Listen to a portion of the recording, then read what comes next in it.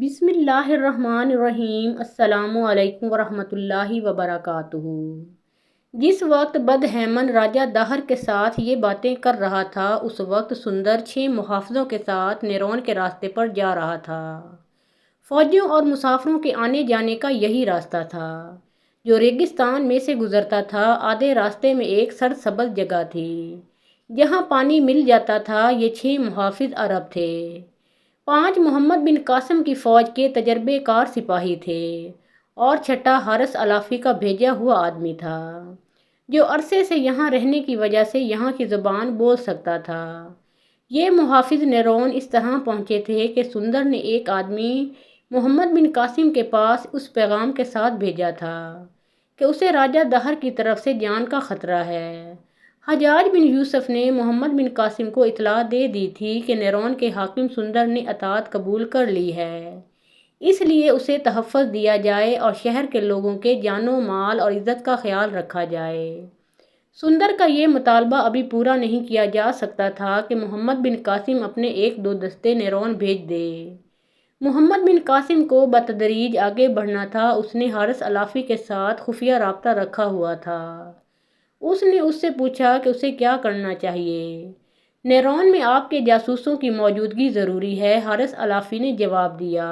اور اپنا ایک آدمی بھیجا تھا۔ اس نے کہا تھا میں جو آدمی بھیج رہا ہوں یہ آپ کے جاسوسوں کے ساتھ نیرون جائے گا۔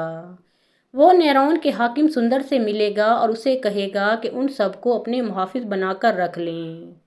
سندر کے ساتھ معاہدہ ہو چکا ہے اس لیے وہ ویسے ہی کرے گا جیسے اسے آپ کہیں گے۔ یہ جاسوس سندر پر بھی نظر رکھیں گے کہ وہ دھوکہ تو نہیں دے رہا۔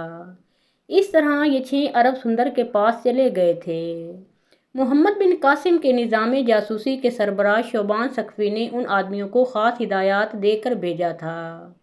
اروڑ کے راج دربار سے جب سندر کا بلاوا آیا تھا تو سندر کو معلوم تھا کہ وہاں کیا باتیں ہوں گی، لیکن اس نے کوئی خطرہ محسوس نہیں کیا تھا۔ وہ جرأت مند اور بے باک آدمی تھا۔ وہ اپنے ان محافظوں کو ساتھ لے کر جانا چاہتا تھا جو پہلے سے اس کے پاس تھے۔ وہ فوج کے آدمی تھے جن میں زیادہ تر ہندو تھے۔ عربی محافظ شوبان ثقفی کے خاص آدمی تھے۔ انہوں نے سندر کو مشورہ دیا کہ وہ انہیں ساتھ لے چلے، اور یہ انہوں نے ہی سوچا تھا کہ ان کے چہرے کپڑے سے ڈھانپے ہوئے ہوں تاکہ اروڑ میں کسی کو شک نہ ہو کہ یہ عرب ہیں۔ نیرون میں ان کے متعلق یہ مشہور کیا گیا تھا کہ یہ ان عربوں میں سے ہیں جو عرب سے بھاگ کر آئے اور یہاں آباد ہو گئے تھے۔ سندر رات کو اروڑ سے نیرون کے واپسی سفر پر روانہ ہوا تھا۔ رات گزر گئی، صبح طلوع ہوئی، سورج صحرا کے افق سے ابھرا اور اوپر ہی اوپر اٹھتا آیا۔ راجہ دہر کی آنکھ کھلی تو اس نے پہلی بات یہ پوچھی کہ بدہیمن آیا نہیں آیا مہاراج؟ اسے جواب ملا یوں ہی آئے اسے اندر بھیج دینا۔ راجہ دہر نے کہا بہت سا وقت گزر گیا تو راجہ دہر نے پھر پوچھا کہ بدہیمن نہیں آیا؟ وہ نہیں آیا تھا۔ راجہ دہر نے کہا کہ اسے فوراً بلایا جائے۔ اسے بلانے گئے تو وہ گھر میں نہیں تھا۔ اسے ادھر ادھر ڈھونڈنے لگے تو پتہ چلا کہ وہ قلعے کی دیوار پر کھڑا ہے۔ بدہیمن دیوار پر کھڑا نیرون کی طرف دیکھ رہا تھا۔ نیرون کی طرف سے آنے والا راستہ دور تک نظر آ رہا تھا۔ صحرا کی ریت دھوپ میں چمکنے لگی تھی۔ بدہیمن کی نظریں جو دیکھنے کی کوشش کر رہی تھیں وہ اسے نظر نہیں آ رہا تھا۔ وہ ان 20 شتر سواروں کو دیکھنے کی کوشش کر رہا تھا جنہیں اس نے سندر اور اس کے 6 محافظوں کو قتل کرنے کے لیے بھیجا تھا۔ انہیں اب تک واپس آ جانا چاہیے تھا لیکن جہاں تک آنکھیں دیکھ سکتی تھیں وہ آتے نظر نہیں آ رہے تھے۔ اسے بتایا گیا کہ مہاراج بلا رہے ہیں۔ وہ مایوسی کے عالم میں قلعے کی دیوار سے اترا اور راجہ دہر کے پاس گیا۔ تم جانتے ہو میں کس خبر کا انتظار کر رہا ہوں؟ راجہ دہر نے کہا۔ میں بھی اسی خبر کا منتظر ہوں مہاراج، بدہیمن نے کہا۔ میں ان کی راہ دیکھ رہا ہوں۔ ہو سکتا ہے سندر رات کو کہیں رکا ہی نہ ہو۔ اگر وہ دن کو کہیں رکا اور وہ اور محافظ سو گئے تو بھی انہیں صاف کر دیا جائے گا۔ رات کو تو وہ کہیں نہ کہیں ضرور رکے گا۔ وہ نیرون نہیں پہنچ سکتا مہاراج۔ میرا خیال ہے وہ دور نکل گئے ہیں، کل تو وہ ضرور آ جائیں گے۔ وہ دن گزر گیا، رات گزری، اگلی صبح طلوع ہوئی۔ بدہیمن پھر قلعے کی دیوار پر جا چڑھا اور اس کی نظریں صحرا کو کھوجنے لگیں۔ اسے شتر سواروں کا قافلہ واپس آتا نظر نہ آیا۔ راجہ دہر اس سے زیادہ بے چین تھا۔ آخر وہ چوتھے روز دوپہر کو واپس آئے۔ قاتلوں کے اس گروہ کا کمانڈر بدہیمن کے سامنے جا کھڑا ہو گیا۔ کام کر آئے ہو؟ بدہیمن نے پوچھا۔ کمانڈر نے سر ہلا کر بتایا کہ کام نہیں ہوا۔ کیوں؟ بدہیمن نے گرج کر پوچھا۔ کیا وجہ ہوئی؟ تم سب ان عورتوں میں مگن ہو گئے ہوگے جنہیں تمہارے ساتھ بھیجا گیا تھا۔ نہیں مہاراج، کمانڈر نے جواب دیا۔ ہم تو کہیں سانس لینے کو بھی نہیں رکے، ہم نیرون کے قریب سے واپس آئے ہیں۔ وہ ہمیں کہیں بھی نظر نہیں آئے، انہوں نے شاید راستہ بدل لیا تھا۔ بدہیمن کا منہ لٹک گیا۔ اس نے راجہ دہر کو بتایا کہ شکار ہاتھ سے نکل گیا ہے۔ شکار نہیں، راجہ دہر نے کہا، نیرون ہاتھ سے نکل گیا ہے۔ سانپ نکل گیا ہے، پیچھے جو لکیر چھوڑ گیا ہے اسے مت دیکھتے رہو۔ سوچنا یہ ہے کہ نیرون کے لوگوں کو کس طرح سندر کے خلاف کیا جائے۔ لوگ امن چاہتے ہیں، اس شخص نے لوگوں کے ذہنوں میں معلوم نہیں کیا ڈال دیا ہے کہ وہ بزدل ہو گئے ہیں اور اسی کی سنتے ہیں اور اسی کی بات کو سچ مانتے ہیں۔ کچھ کریں گے مہاراج، بدہیمن نے کہا۔ کب کرو گے؟ راجہ دہر نے کہا۔ معلوم ہوتا ہے تمہاری عقل جواب دے گئی ہے، اور میرے دل پر ویسے ہی ایک وہم بیٹھ گیا ہے کہ میں نے سندر کو نیرون کی حاکمیت سے سبکدوش کیا تو شاید آسمان گر پڑے گا، میں اسے اس کے گھر میں قتل کرا دوں گا۔ یہ نہ ہوا تو میں اسے واپس بلا لوں گا۔ اگر اس نے نیرون نہ چھوڑا تو میں اس کے خلاف فوجی کارروائی کروں گا۔ آپ کچھ بھی نہ کریں تو بہتر ہے، بدہیمن نے کہا۔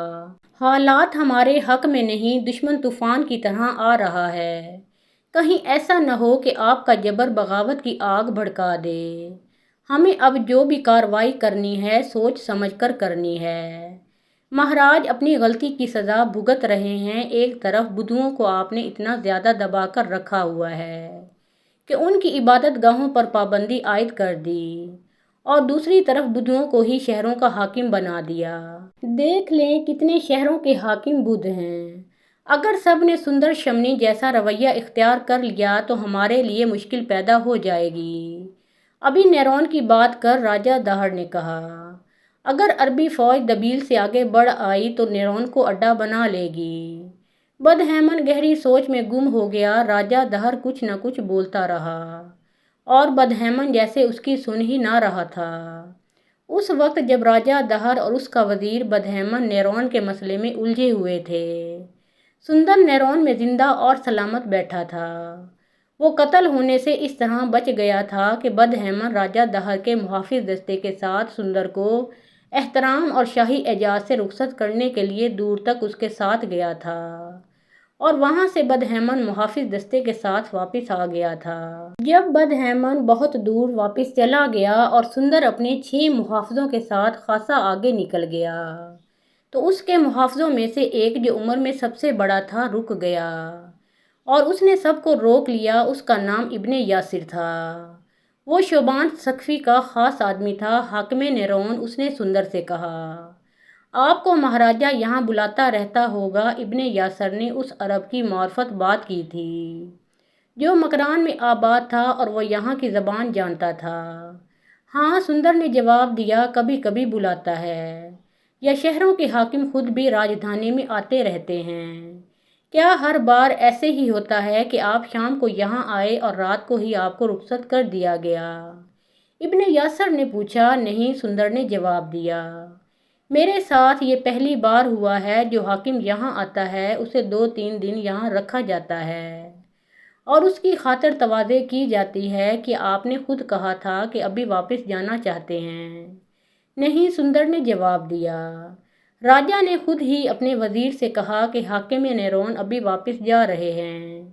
کیا آپ کو اسی طرح اعزاز کے ساتھ ہمیشہ رخصت کیا جاتا ہے جس طرح آج کیا گیا ہے؟ نہیں، سندر نے جواب دیا، اور کچھ حیران سا ہو کر بولا، میں خود حیران ہوں کہ مجھے اتنا اعزاز کیوں دیا گیا ہے۔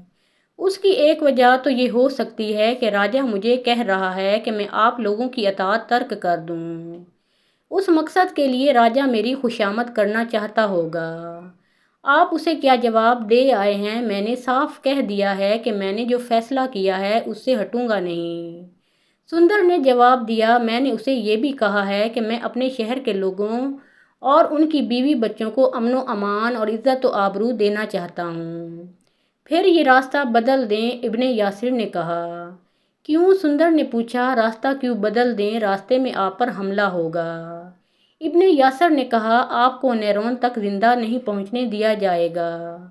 میرا خیال ہے کہ راجہ دہر ایسی حرکت نہیں کرے گا، سندر نے کہا۔ یہ تمہارا وہم ہے، حاکم نیرون، ابن یاسر نے کہا۔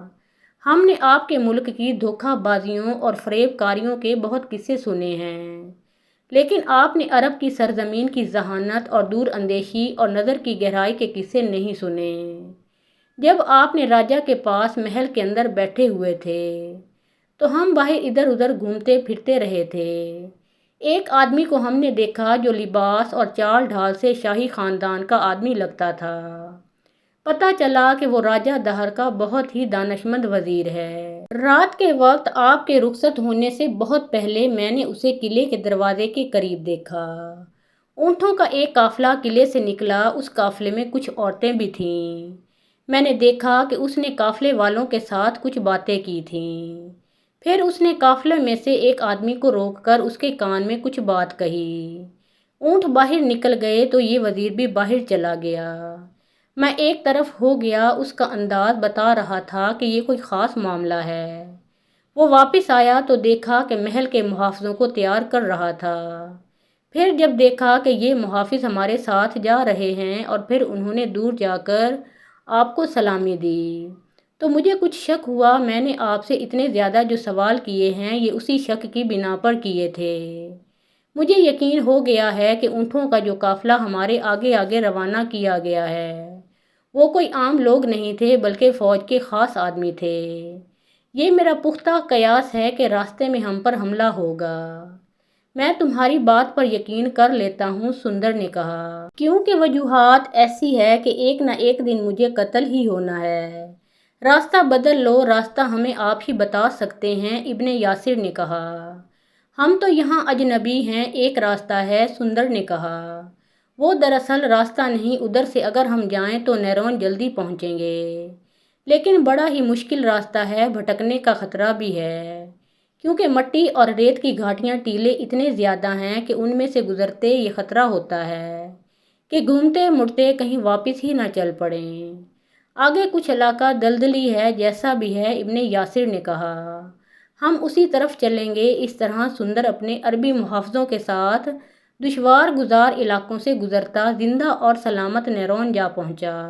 چند دن گزرے ہوں گے کہ آدھی رات کے وقت نیرون کے لوگوں نے کسی لڑکی کی بڑی ہی بلند اور کرخت چیخیں سنیں جو دل دہلا دینے والی تھیں۔ کئی لوگ گھروں سے باہر نکل آئے۔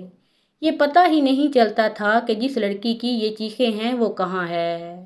لوگ ادھر ادھر بھاگ دوڑ کر لڑکی کو دیکھنے کی کوشش کر رہے تھے کہ کئی ایک گھبرائی ہوئی آوازیں سنائی دیں کہ اوپر دیکھو۔ لوگوں نے اوپر دیکھا تو رات کی تاریکی میں انہیں آگ کے 3-4 شعلے شہر کے اوپر بڑی تیزی سے چکروں میں اڑ رہے تھے۔ ان شعلوں سے شہر کے لوگوں میں بھگدڑ مچ گئی۔ زیادہ تر لوگ اپنے اپنے گھروں کے اندر دبک گئے اور کچھ لوگ شہر سے باہر کو بھاگ اٹھے۔ نیرون کا حاکم سندر شمنی بھی جاگ اٹھا اور باہر آ کر اس نے ان شعلوں کو دیکھا۔ وہ چونکہ حاکم تھا اور اس شہر کا امن و امان اور لوگوں کی حفاظت اس کی ذمہ داری تھی، اس لیے وہ کہیں پناہ لینے کی بجائے شہر میں آ گیا اور اوپر شعلوں کو دیکھنے لگا۔ شعلے شہر کے اوپر اڑ رہے تھے اور ان میں سے زناٹے دار آوازیں نکل رہی تھیں۔ کسی کو ہوش نہیں تھا کہ دیکھتا کہ یہ کیا ہو رہا ہے۔ اس کے ساتھ ہی شہر میں ہندوؤں کے جو مندر تھے ان میں بڑے گھنٹے اور گھنٹیاں بجنے لگیں۔ اس کے ساتھ ہی پنڈتوں نے شنکھ بجانے شروع کر دیے۔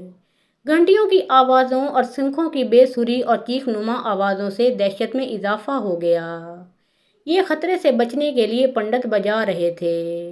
یہ بھیانک سلسلہ کوئی 1 گھنٹہ جاری رہا۔ ہندو اپنے گھروں میں اپنی عبادت میں اور بدھ اپنی عبادت میں مصروف ہو گئے۔ سندر کے ساتھ اس کے محافظ بھی تھے، وہ اپنے گھر کی طرف چلا گیا۔ اس نے دیکھا کہ اس کے عربی محافظ اس کے محل نما مکان کے باہر کھڑے تھے۔ میرے دوستوں، اس نے عربی محافظوں سے کہا، ہندو اور بدھ اپنی اپنی عبادت کر رہے ہیں اور اس آفت سے بچنے کی دعائیں مانگ رہے ہیں۔ تم اپنی عبادت شروع کر دو، معلوم نہیں یہ کیا آفت نازل ہو رہی ہے۔ تم اپنے طریقے سے اپنے خدا کو یاد کرو، مجھے ڈر ہے کہ ان میں آگ کا ایک بھی گولہ نیچے آ گیا تو شہر جل جائے گا۔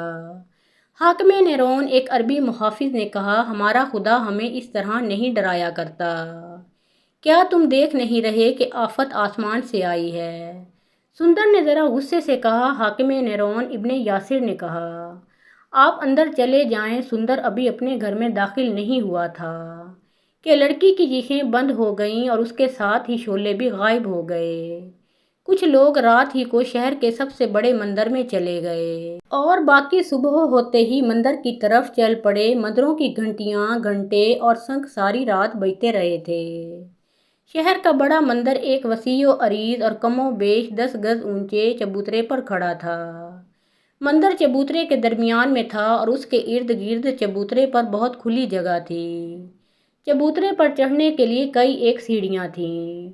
صبح وہاں اس قدر ہندو اکٹھے ہو گئے تھے کہ سیڑھیوں پر چبوترے کے اوپر اور مندر کے اندر تل دھرنے کی بھی جگہ نہیں رہی تھی۔ ان لوگوں میں عورتیں بھی تھیں، بچے بھی تھے۔ مندر کے اندر پنڈت بتوں اور مورتیوں کے آگے ہاتھ جوڑے گڑ گڑا رہے تھے۔ جو لوگ مندر کے اندر نہیں پہنچ سکے تھے وہ باہر ہی ہاتھ جوڑ کر بیٹھ گئے تھے اور بار بار اپنے سروں کو جھکاتے تھے۔ اے لوگوں، بڑے پنڈت نے پرارتھنا سے فارغ ہو کر بلند آواز سے کہا کہ شہر پر بہت بڑی مصیبت آنے والی ہے۔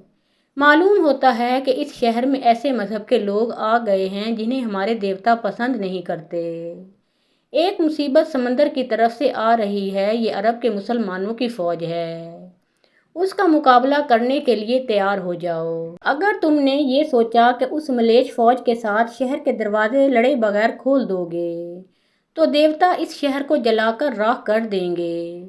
لوگ خوفزدگی کے عالم مندر سے واپس آئے اور تمام دن رات اس آگ کے شعلوں کی باتیں کرتے رہے اور سارے شہر پر خوف و ہراس طاری رہا۔ اگلی رات پھر اسی وقت یعنی آدھی رات کے وقت ایک لڑکی کی چیخیں بلند ہونے لگیں جو گزشتہ رات کی طرح بڑی ہی کرخت تھیں، اور اس کے ساتھ ہی آگ کے شعلے بگولوں کی صورت میں شہر کے اوپر چکر کھانے اور اڑنے لگے۔ لوگ گزشتہ رات کی طرح گھروں میں دبک گئے۔ مندروں میں گھنٹیاں، گھنٹے اور شنکھ بجنے لگے۔ رات خوف و ہراس میں گزر گئی۔ صبح لوگ پھر مندروں میں چلے گئے۔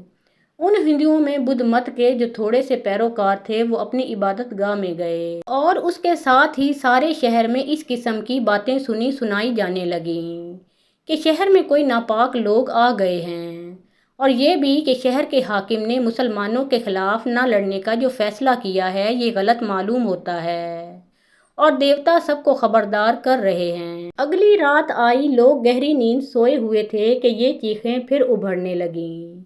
ایسا لگتا تھا جیسے چیخنے والی کوئی ایک ہی ہے اور وہ ہوا میں اڑ رہی ہے۔ اس رات ہوا میں پھر وہی آگ کے بگولے اڑنے لگے اور اس کے ساتھ ہی کئی جگہوں سے زمین سے آگ فواروں کی طرح نکلنے لگی۔ یہ سلسلہ روزمرہ کی طرح کوئی 1 گھنٹہ جاری رہا۔ اگلے روز بڑے مندر کا پنڈت 2 پنڈتوں کو ساتھ لے کر سندر شمنی کے یہاں گیا۔ مہاراج، بڑے پنڈت نے سندر سے کہا، ہم 3 راتیں سوئے نہیں ہیں۔ ہم نے 2 تجربے کار نجومیوں اور جوتشیوں کو بلایا ہے۔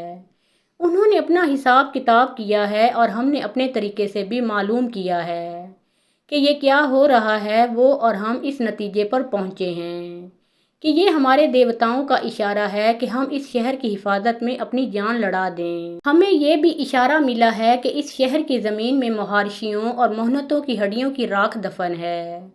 ہم نے سنا ہے کہ آپ نے یہ شہر ایک کچے اور غلط مذہب کے لوگوں کے حوالے کرنے کا فیصلہ کر لیا ہے۔ آپ کا مذہب معلوم نہیں کیا کہتا ہے۔ اگر آپ غور کریں تو آپ کا مذہب بھی اجازت نہیں دے گا کہ کسی ایسے مذہب کے لوگوں کو اس شہر میں آنے دیا جائے جو مذہب ہمارے مذہبوں کے بالکل الٹ ہے۔ نجومی اور جوتشی کہتے ہیں کہ حاکم اگر اپنے فیصلے پر اڑا رہا تو اس شہر کو تباہی سے کوئی بھی نہیں بچا سکے گا۔ مہاراج، لوگوں پر رحم کریں۔ کئی لوگ شہر چھوڑ کر कहीं और चले जाने की तैयारियां कर रहे हैं। मुझे सोचने दो, सुंदर शमनी ने दबी दबी जबान से कहा, ज़रा सोचने दो। पंडितों के जाने के बाद सुंदर ने इब्ने यासिर को बुलाया और उसे बताया कि पंडित उसे क्या बता कर गए हैं और वो क्या सोच रहा है। मैं अगर तुम लोगों से कहूँ कि तुम सब यहाँ से चले जाओ तो तुम क्या करोगे? सुंदर शमनी ने इब्ने यासिर से पूछा, मैंने अभी कोई फैसला तो नहीं किया, लेकिन मुझे शहर के लोगों का ख्याल आता है। मैंने तुम्हारे सालार की अतात इन्हीं लोगों को अमनो अमान में रखने के लिए कबूल की है, और दूसरी वजह यह है कि मेरा मजहब लड़ने की इजाज़त नहीं देता। अब लोगों पर जो आफत आन पड़ी है, आप सिर्फ 3 दिन इंतज़ार करें।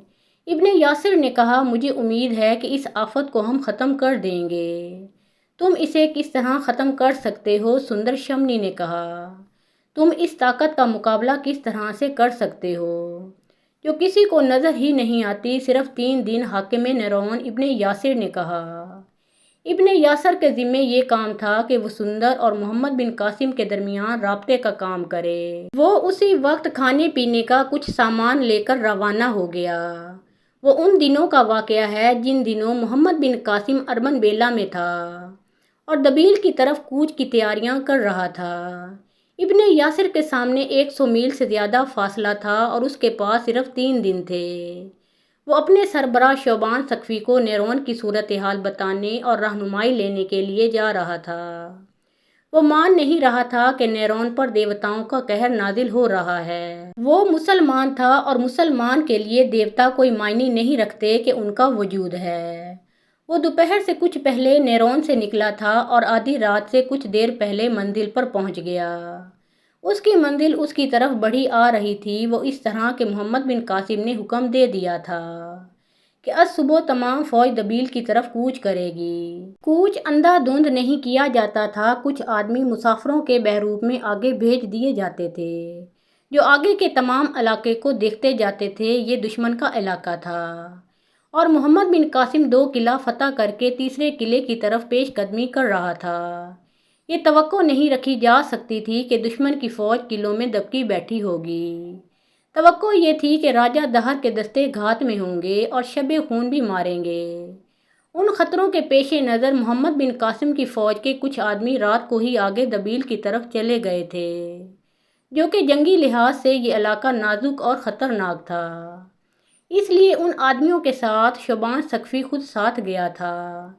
ये पार्टी अरमन बेला से कई मील दूर आ गई थी। उन्हें एक घोड़े की टाप सुनाई दिए। शोबान सकफ़ी ने अपने आदमियों को रास्ते से हटाकर बिठा दिया और अपनी तरफ बढ़ते हुए घोड़े का इंतज़ार करने लगा। घोड़ा तेज़ रफ्तार से आ रहा था। जब करीब आया तो शोबान सकफ़ी ने रास्ते में आकर उसे रोक लिया और फ़ौरन ही दूसरे आदमियों ने उठकर उसे घेरे में ले लिया। कौन हो? शोबान सकफ़ी ने पूछा। कहाँ जा रहे हो?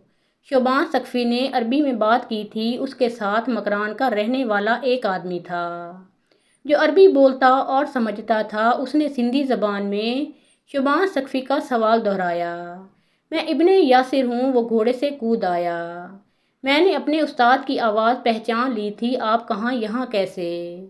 फजर की नमाज के फ़ौरन बाद दबील की तरफ पेशकदमी हो रही है। शोबान सकफ़ी ने कहा, तुम जानते हो हम आगे क्यों जा रहे हैं? हरावल दस्ते चल पड़े होंगे। तुम कैसे आए? कोई ख़ास खबर है? इब्ने यासर ने अपने शोबे के सरबराह शोबान सकफ़ी को बताया कि नेरोन में क्या हो रहा है और उसे ये भी बताया कि सुंदर को राजा दहर ने बुलाया और उस पर जोर दिया था कि वो अतात कबूल करने वाला माहिदा तोड़ दे, लेकिन वो इनकार कर आया है। मैं अब ये पूछने आया हूँ कि नेरोन में जो पुरइसरार आग शहर के ऊपर घूमती है, ये क्या हो सकता है? इब्ने यासर ने पूछा, और हमें क्या करना चाहिए? अगर हमने 1-2 दिन और कुछ न किया तो नेरोन हमारे हाथ से निकल जाएगा। आओ। इब्ने यासर। शोबान सकफ़ी ने उसे रास्ते से हटाकर बिठा लिया और बोला, मैं तुम्हें बताता हूँ आग के ये गोले कहाँ से आते हैं। मोहतरम नाजरीन, इसके बाद के हालात व वाक़यात हम अपनी अगली वीडियो में पेश करेंगे। आप सबसे गुजारिश है कि प्यारे आका मोहम्मद मुस्तफ़ा सल्लल्लाहु अलैहि वसल्लम का प्यारा नाम एक बार कमेंट सेक्शन में ज़रूर लिखिए।